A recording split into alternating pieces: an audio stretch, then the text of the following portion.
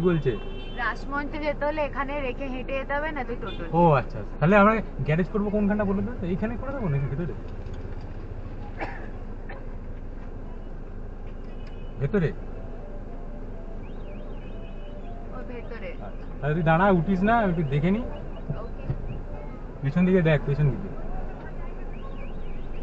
পেছনে দেখ, তোকে অন্য কিছু দেখতে হবে না।